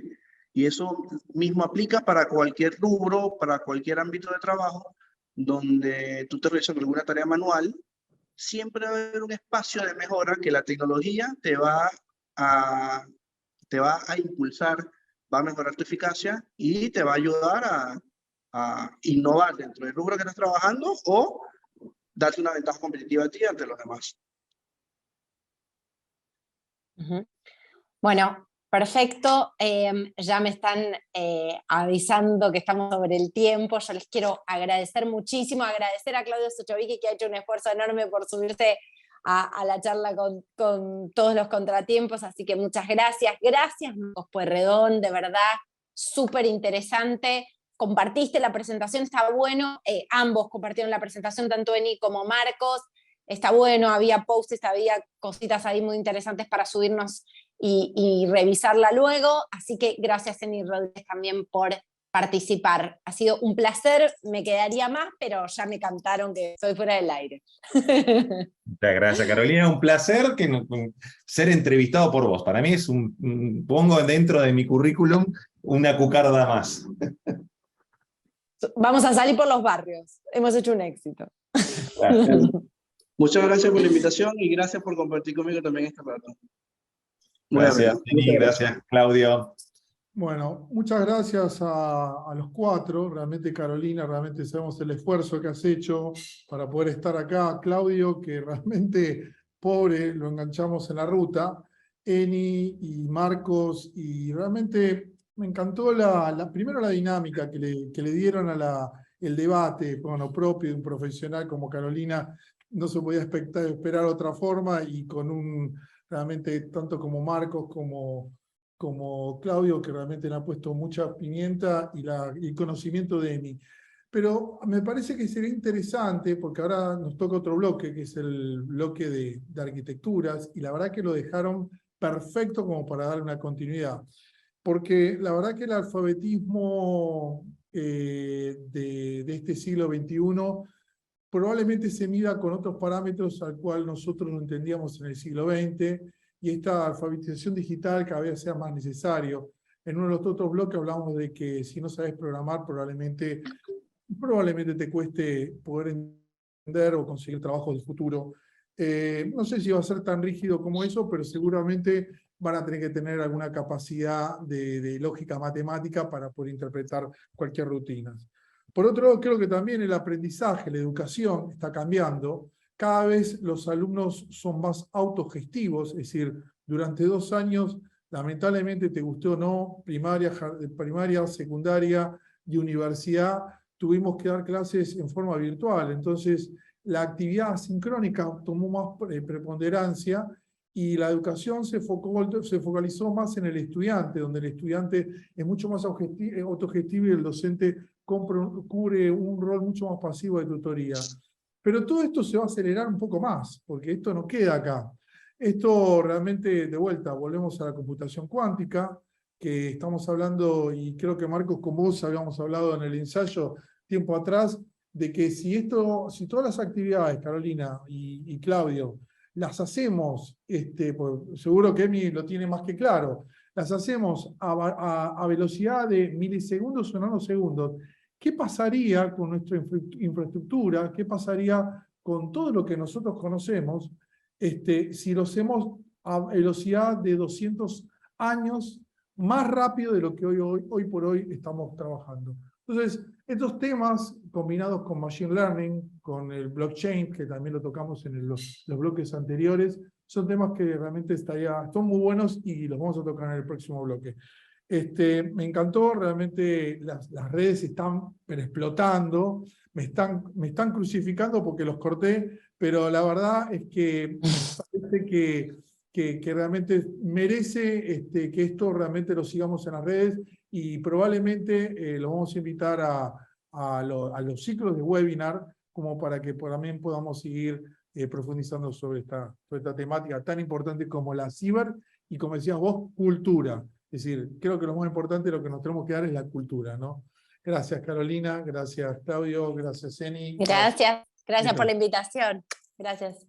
Gracias y felicitaciones, Marcelo, y a todo el equipo. La verdad, muy Bueno, buena. perdón, y antes de pasarle a Edelmar, vos sabés quién, que preguntaste varias veces y yo me mordía la lengua de no decirlo. ¿Vos sabés quién no tiene WhatsApp? Un amigo nuestro común. Ah, sí, yo lo conozco. Estuvo en este evento. En este evento. No vamos a decir nombres para no mandarlo al frente, ¿no? No. Pero es cierto. Yo conozco un espécimen, conocemos un espécimen. Vamos a sortear para ver quién lo elige, vamos a darle algún premio más, así que le voy a pedir a la gente de Community Manager que vaya preparándolo, a ver quién sabe, quién no tiene WhatsApp y estuvo en este evento. ¿Sí? Bueno, nos va a costar mucho convencerlo, Marcelo, nos va a costar mucho convencerlo ese hombre. Bueno, es cierto. Bueno, a ver quién sabe. Es muy conocido, o sea, que van a ver la lista y se van a dar cuenta rápidamente quién es. Histórico como usted, Marcos Pueyrredón, en este sitio. Bueno, histórico como usted.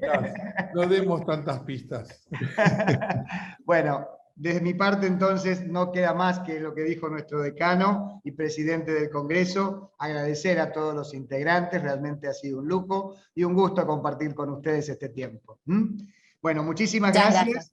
Y vamos a avanzar entonces, ahora sí, con la encuesta que normalmente presentamos al final de cada bloque, para que cada uno de los integrantes de este presentismo que tenemos importantísimo al finalizar casi ya el Congreso, nos dé su opinión sobre el bloque. Mientras ustedes están justamente contestando esta encuesta, yo voy a ir presentando de a poco lo que es el bloque 6, el último bloque, el de arquitecturas y desarrollos tecnológicos innovadores. Por lo tanto, vamos a invitar a la gente a que realice su última etapa de tuiteo, usando @City, numeral arquitectura.